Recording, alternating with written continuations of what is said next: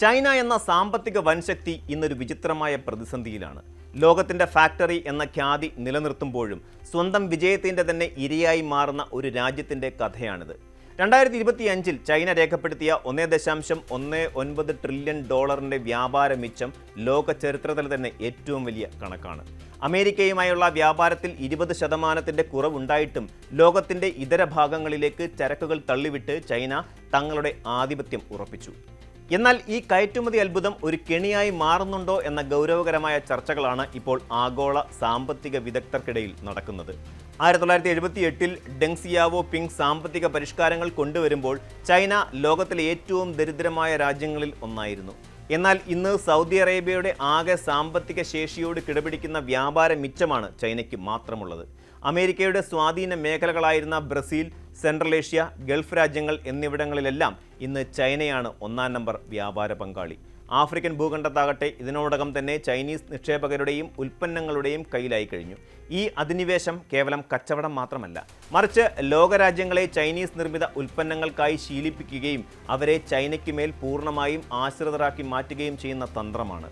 She ജിൻപിങ്ങിൻ്റെ നേതൃത്വത്തിൽ China ഈ മോഡലിനെ വലിയൊരു തലത്തിലേക്ക് ഉയർത്തി. മെയ്ഡ് ഇൻ ചൈന 2025 എന്ന പദ്ധതിയോടെ പടിഞ്ഞാറൻ രാജ്യങ്ങളെ ആശ്രയിക്കുന്നത് കുറയ്ക്കാനും ഗ്രീൻ എനർജി, ഇലക്ട്രിക് വാഹനങ്ങൾ, കൃത്രിമ ബുദ്ധി തുടങ്ങിയ മേഖലകളിൽ ആഗോള ആധിപത്യം നേടാനും അവർക്ക് സാധിച്ചു. ചൈന ഇന്ന് ഉപയോഗിക്കുന്ന വൈദ്യുതിയുടെ അളവ് അമേരിക്കയുടേതിനേക്കാൾ ഇരട്ടിയാണ്. ഇന്ത്യയും റഷ്യയും യൂറോപ്യൻ യൂണിയനും ജപ്പാനും ചേർന്ന് ഉപയോഗിക്കുന്നതിനേക്കാൾ കൂടുതൽ വൈദ്യുതി ചൈനീസ് ഫാക്ടറികളിലും ഡേറ്റാ സെന്ററുകളിലും എത്തുന്നു എന്നത് ഇവരുടെ ഉൽപ്പാദന ശേഷിയുടെ ഭീകരത വ്യക്തമാക്കുന്നു. പുറമേ കാണുന്ന ഈ തിളക്കത്തിന് പിന്നിൽ ചൈനീസ് ജനത അനുഭവിക്കുന്ന വലിയൊരു യാഥാർത്ഥ്യമുണ്ട്. ചൈനയുടെ വളർച്ചയുടെ സിംഹഭാഗവും വന്നത് സ്വന്തം ജനതയുടെ ഉപഭോഗം കുറച്ചുകൊണ്ടും അവർക്ക് ലഭിക്കേണ്ട ആനുകൂല്യങ്ങൾ ഫാക്ടറികൾക്കും വ്യവസായങ്ങൾക്കുമായി സബ്സിഡി നൽകിയുമാണ്. ലോകം മുഴുവൻ വിലക്കയറ്റം കൊണ്ട് പൊറുതിമുട്ടുമ്പോൾ ചൈന ഡിഫ്ലേഷൻ അഥവാ വിലക്കുറവ് മൂലം വലയുകയാണ്. സാധനങ്ങൾക്ക് വില കുറയുന്നത് കേൾക്കുമ്പോൾ നല്ലതാണെന്ന് തോന്നാമെങ്കിലും നാളെ ഇതിലും വില കുറയും എന്ന് കരുതി ജനങ്ങൾ വാങ്ങൽ മാറ്റിവെക്കുന്നതോടെ വിപണി നിശ്ചലമാകും. ഇത് ഉൽപ്പാദനം കുറയാനും തൊഴിലില്ലായ്മ വർദ്ധിക്കാനും കാരണമാകുന്നു. ചൈനീസ് കുടുംബങ്ങൾ പണം ചെലവാക്കാൻ ഭയപ്പെടുകയാണ്. അവരുടെ സമ്പാദ്യത്തിൻ്റെ വലിയൊരു ഭാഗം നിക്ഷേപിച്ചിരുന്ന റിയൽ എസ്റ്റേറ്റ് മേഖല തകർന്നതും അവരെ കൂടുതൽ ജാഗ്രതയുള്ളവരാക്കി മാറ്റി. അമേരിക്കയിലോ ഇന്ത്യയിലോ ആഭ്യന്തര ഉപഭോഗം സാമ്പത്തിക വളർച്ചയുടെ 70%-ലധികം വരുമ്പോൾ ചൈനയിൽ ഇത് വെറും 50%. ഈ അസന്തുലിതാവസ്ഥയാണ് ചൈനയെ ഇന്ന് വേട്ടയാടുന്നത്. ചൈന നേരിടുന്ന ഏറ്റവും വലിയ ഭീഷണി അവരുടെ മാറുന്ന ജനസംഖ്യാ ഘടനയാണ്. 1949 ശേഷമുള്ള ഏറ്റവും കുറഞ്ഞ ജനന നിരക്കാണ് കഴിഞ്ഞ വർഷം രേഖപ്പെടുത്തിയത്. ഒരു കാലത്ത് ജനസംഖ്യ നിയന്ത്രിക്കാൻ കർശന നിയമങ്ങൾ കൊണ്ടുവന്ന രാജ്യം ഇന്ന് കൂടുതൽ കുട്ടികൾ വേണമെന്ന് ജനങ്ങളോട് അഭ്യർത്ഥിക്കുകയാണ്. എന്നാൽ ജീവിത ചെലവ് വർദ്ധിച്ചതും മാറിയ സാമൂഹിക സാഹചര്യങ്ങളും കാരണം യുവാക്കൾ വിവാഹത്തിനോ കുട്ടികൾക്കോ തയ്യാറാകുന്നില്ല.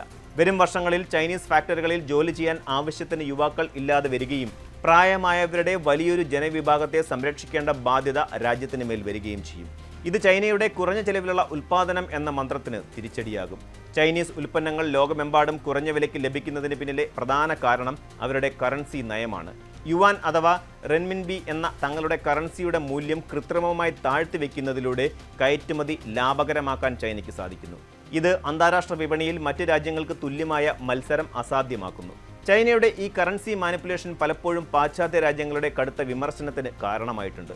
ഒരു ലോകശക്തിയായി മാറാൻ ആഗ്രഹിക്കുമ്പോഴും സ്വന്തം കറൻസിയെ സ്വതന്ത്രമായി വിപണിയിൽ വിടാൻ ചൈന ഭയപ്പെടുന്നത് അവരുടെ സാമ്പത്തിക വ്യവസ്ഥയുടെ സുതാര്യമില്ലായ്മയെയാണ് സൂചിപ്പിക്കുന്നത്.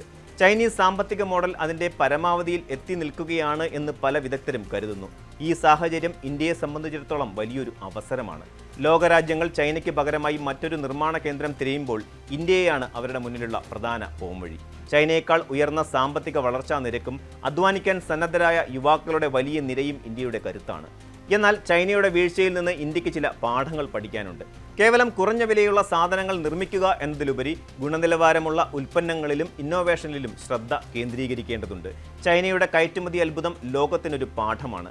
അമിതമായ ഉൽപ്പാദനവും സ്വന്തം ജനതയുടെ ആവശ്യങ്ങളെ അവഗണിച്ചുകൊണ്ടുള്ള വളർച്ചയും ദീർഘകാലം നിലനിൽക്കില്ലെന്ന് ചൈനയുടെ ഇന്നത്തെ അവസ്ഥ തെളിയിക്കുന്നു. ഒരു വശത്ത് ആഗോളതലത്തിൽ തങ്ങളുടെ ആധിപത്യം ഉറപ്പിക്കാൻ ശ്രമിക്കുമ്പോൾ തന്നെ മറുവശത്ത് തകർന്നുകൊണ്ടിരിക്കുന്ന ആഭ്യന്തര വിപണിയെയും കുറയുന്ന ജനസംഖ്യയെയും എങ്ങനെ നേരിടും എന്നതിനെ ആശ്രയിച്ചിരിക്കും ചൈനയുടെ ഭാവി.